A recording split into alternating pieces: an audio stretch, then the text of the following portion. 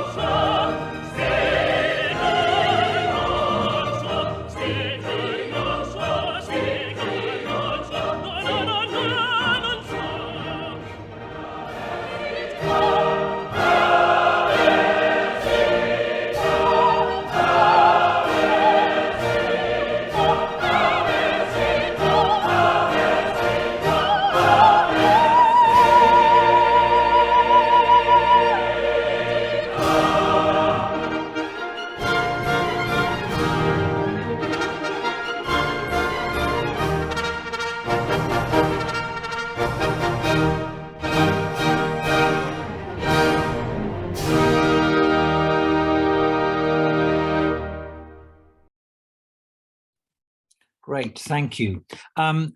as with everything that we do at Opera Rara, this release of Rossini in 1819 would be impossible without the help of our loyal sponsors and donors. And to all of those supporters, some of whom are with us this evening, we extend our profound thanks, because it's your support that makes this possible.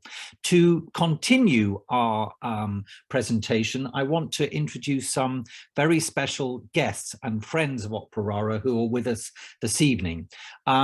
The celebrated soprano Carmen Ginastasio, who sings the title role in Ermione, as well as the role of Elena in La Donna del Lago.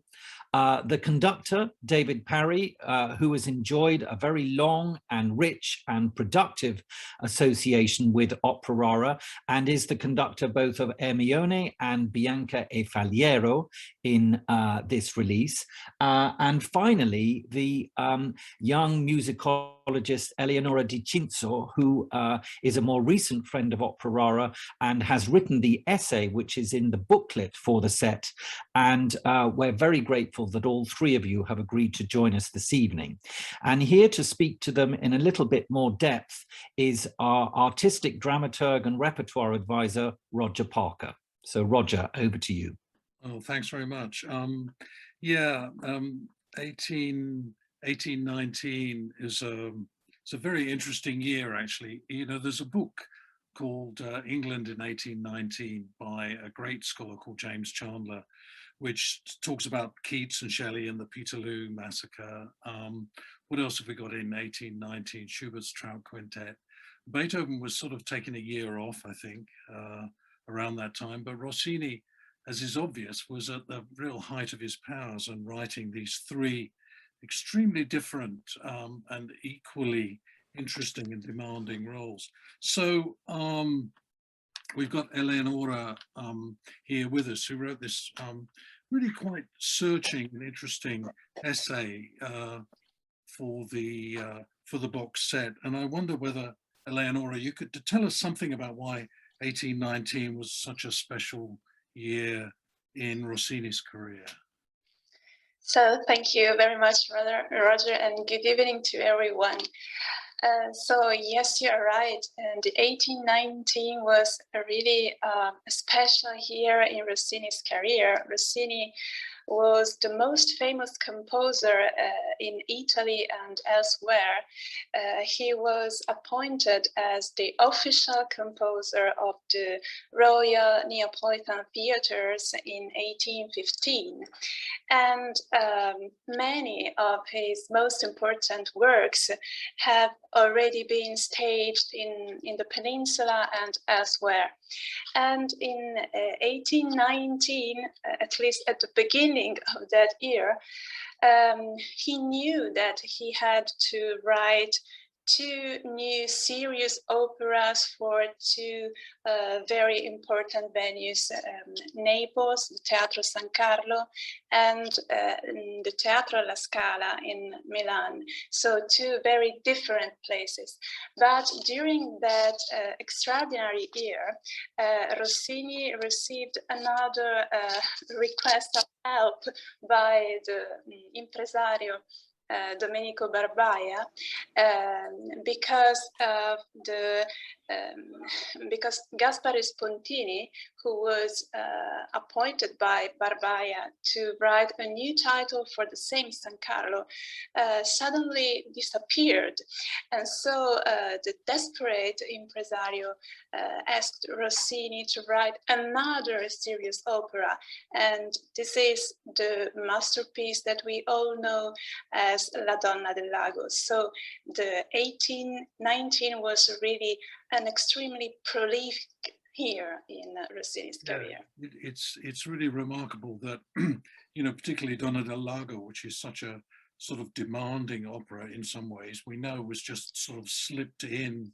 You know, he didn't plan it with any great detail. But what kind of picture of Rossini emerges from these operas? Are they all the same? Did you guess? No, absolutely not. We are in front of three very different works.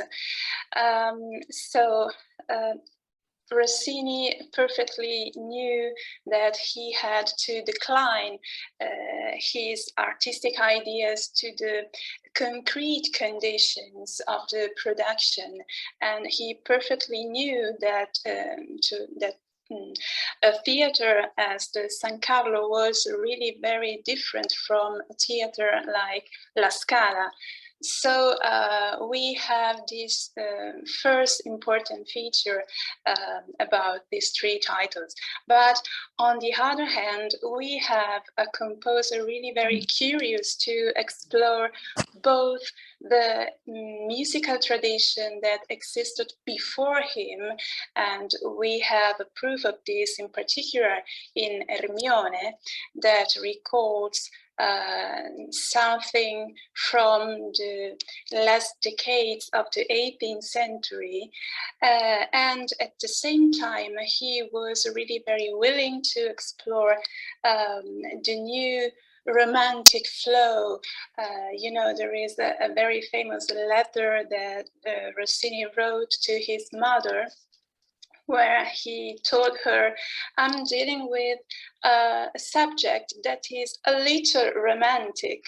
And indeed, La Dama del Lago opened the great romantic season in the Italian opera. Yeah, it's really interesting. You think of Rossini, it's in this year, he's almost looking forward and looking backwards at the same time. Yes. Now, look, Eleonora, you and I have worked for a number of years now with Donizetti in particular. You're editing Caterina Cornaro for the complete Donizetti edition. You've done an edition of Il Furioso all'Isola di San Domingo. So what's on your wish list of operas for the future? What do you think really deserves to be revived around this time? What operas should we be looking at?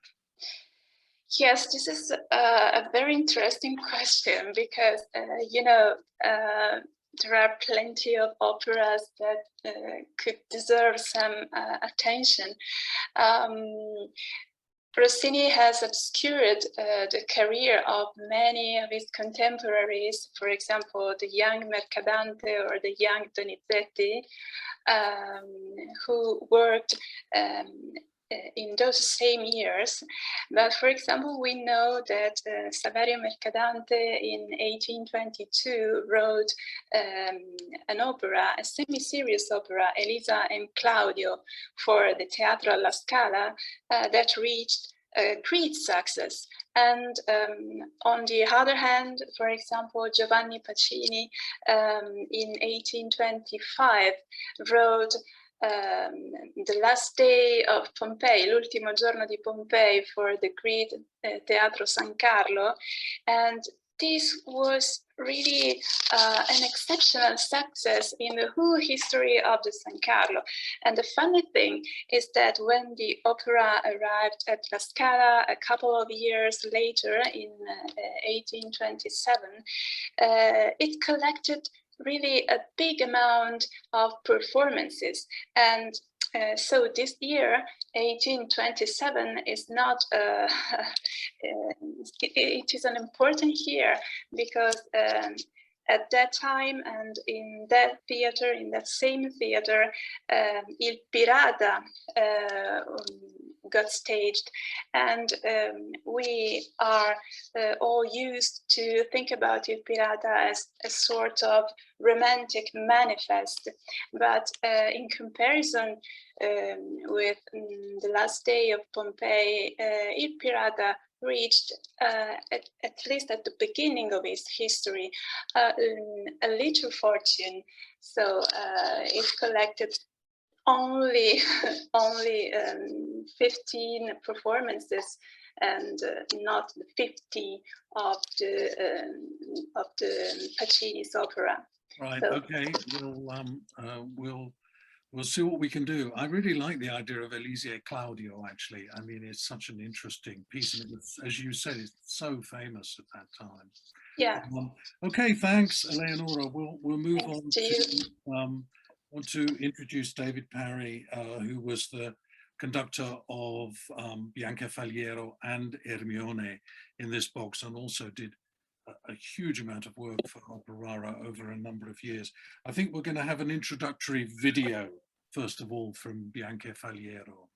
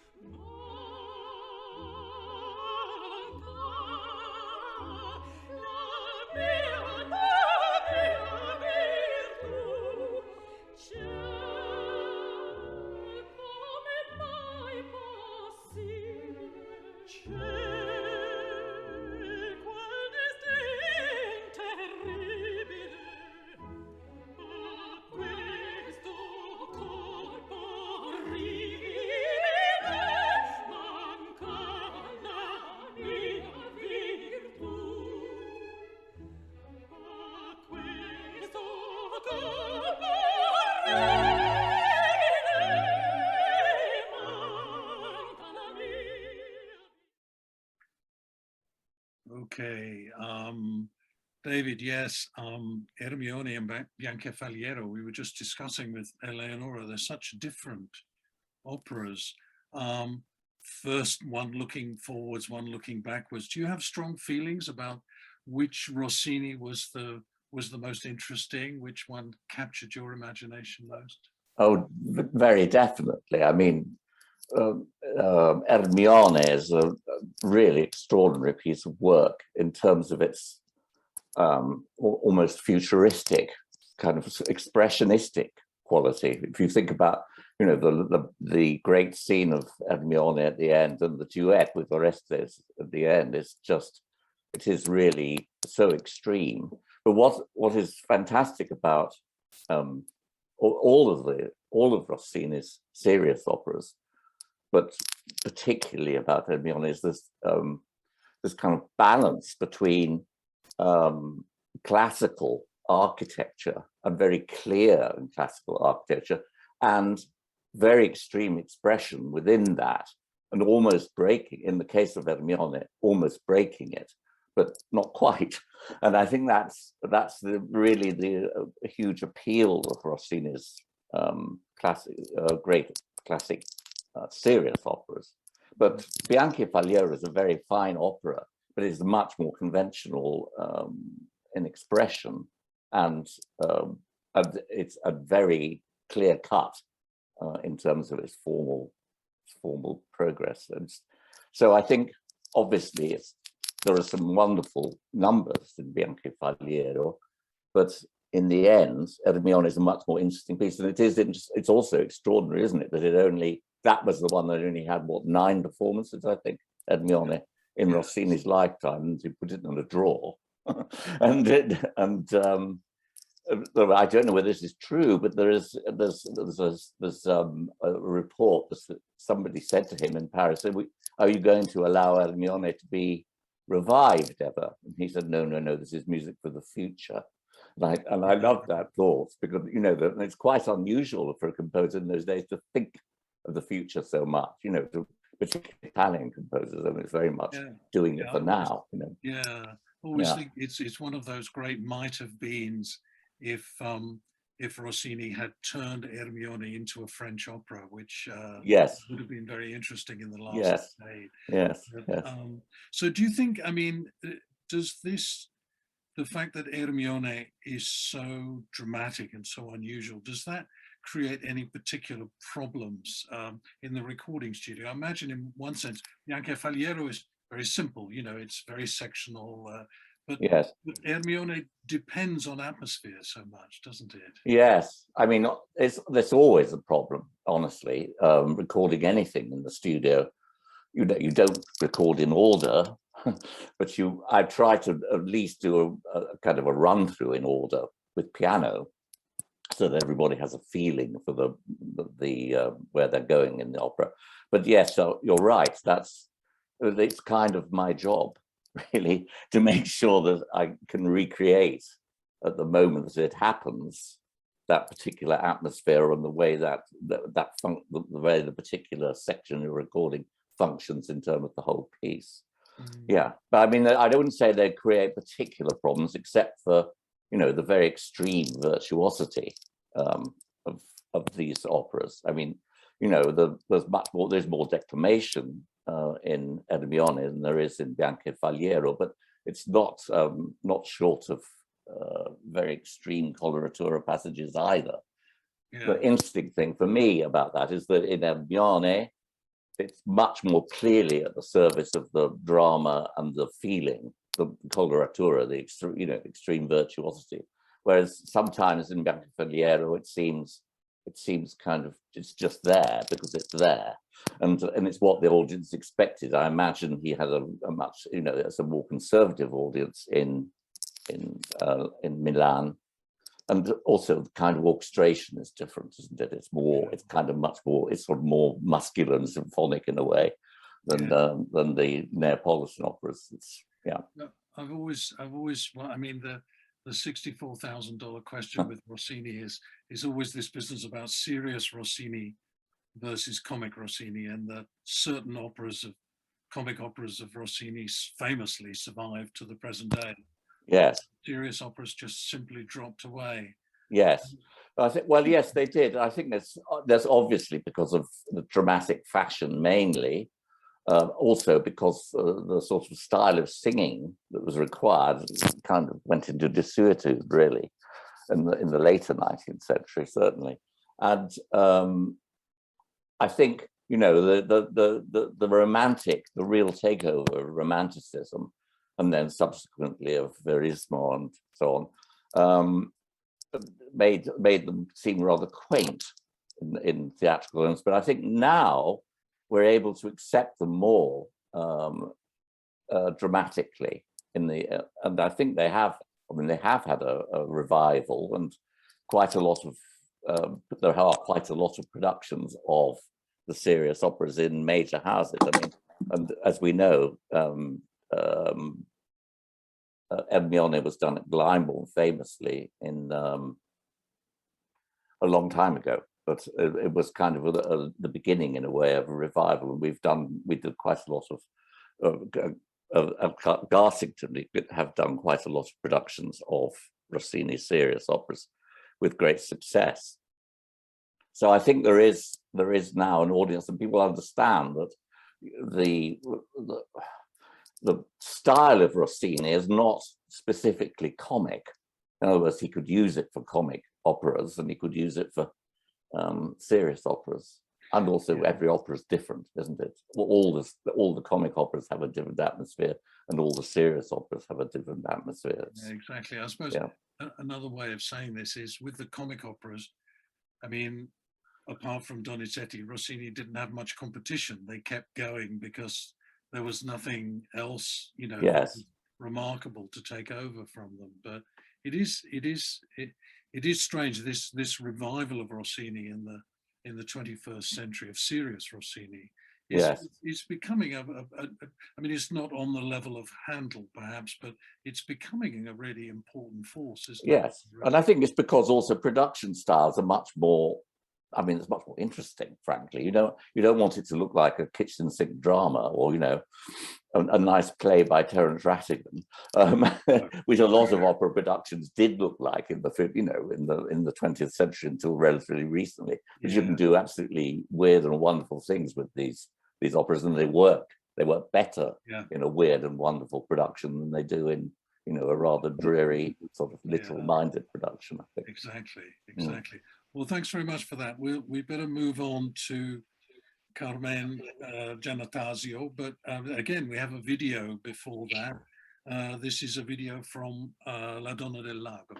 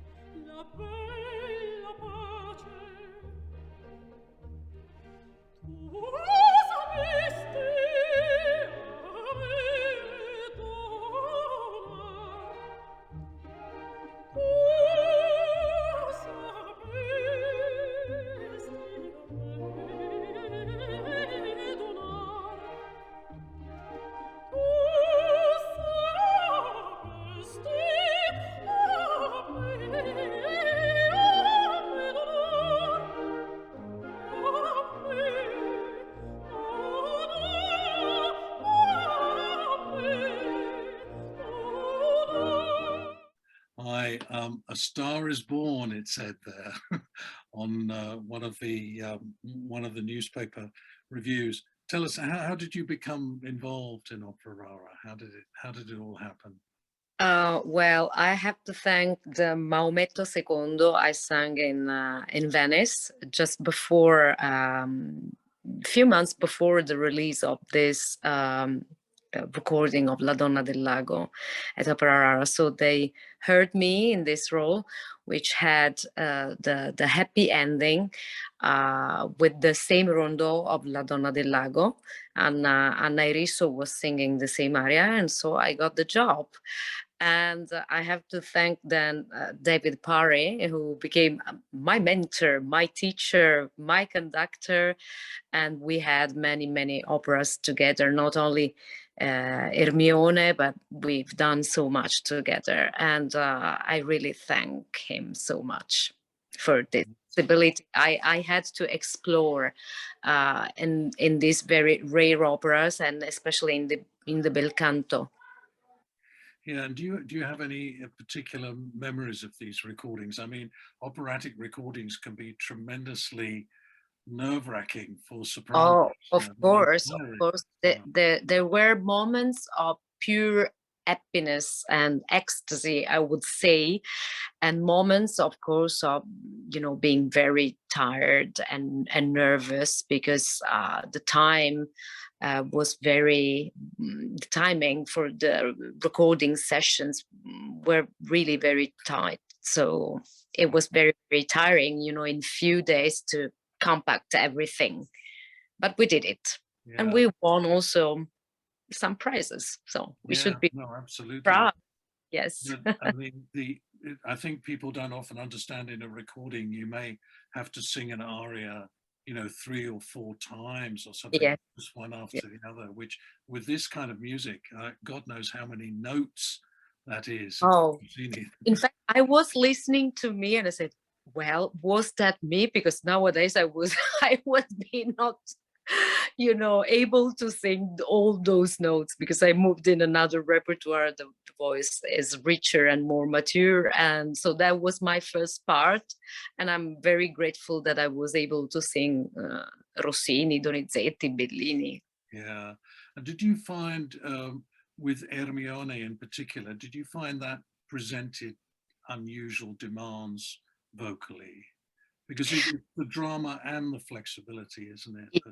Yes, it has been one of the most demanding roles I've sung in my career, together with Norma or Il Pirata. There are similarities, I would say, but also big differences, because they are completely different composers. And I would say they are dramatic, but in a different way. And I liked Ermione very much. That was one of my favorite titles in my repertoire. And I just regret that I was not able to bring it on stage, because that was really like a gem for me to to go deeper into the character. But I've loved every single moment. And I remember during a session, I was also, for my private life moment at that time, I was like collapsing in a cry, let's say, and so my singing was just breaking because I was in tears. And then when we went to listen, David, do you remember this moment? Is he online? I don't know. Yeah, he's there. Yeah. And then we went back to listen to this, to this piece, and it was really breathtaking, and we kept it in the recording. Yes, and it's in the Grand Scena, right? Yes, do you remember? Yeah, of course, it's fantastic. It was really. We all were in tears in that moment. That was one of the most emotional things I've done in my career. And thank you very much, David. Thank you. Thank you. Thank you. You're marvelous. You're so marvelous. So much. Guys, we really must be thankful to David, who brought to light this magic music and taught us singers so much about bel canto. So really, from my heart, so much grace for you, David. Thank you. It's really extraordinary that, you know, one thinks of the recording process as sometimes mechanical and governed by the clock and everything, and you're talking here about the emotion that could emerge at great moments. Well, thanks very much, Carmen, for that. I should hand back to Henry for question and answer. Fantastic. Thank you. Thank you very much, Roger. So now we have some time for questions. So please do ask your questions now. Please unmute yourself and switch your camera on, and I will try to spot you. So now is your chance. Now, I was going to, there's a wonderful quotation from Heine about Rossini. The poet Heine loved Rossini. And this is the quotation. I'll read it in German first. Divino Maestro, verzeih meinen armen Landsleuten, die deine Tiefe nicht sehen, weil du sie mit Rosen bedeckst, which means, Divine Maestro, forgive my poor countrymen who cannot see your depths because you adorn them with roses.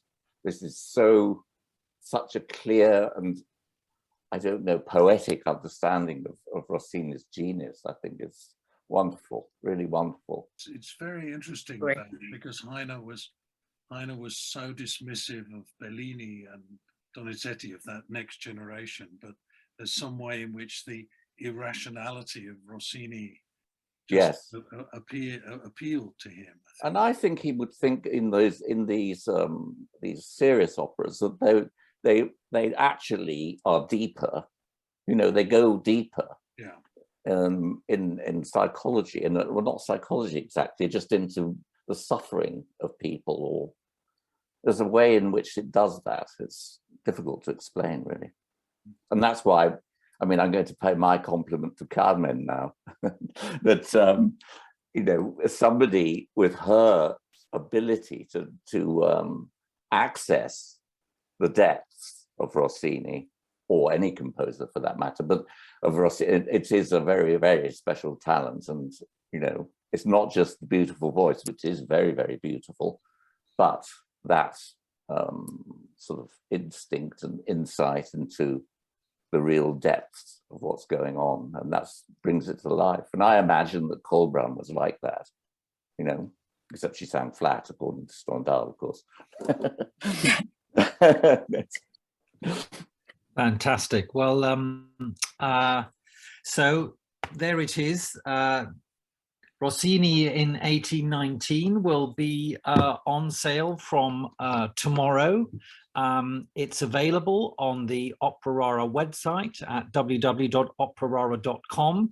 And it's also available through our global distributors, Warner Classics, and several representatives from Warner's are with us this evening. It's fantastic to have you with us, and we hope that the set will be just as, if not more, popular than the Donizetti in 1830s have been. And as I say, this is Operara Classics is an ongoing journey for Operara. We have plenty of similar releases planned over the next few years, so do look out for those as they become available.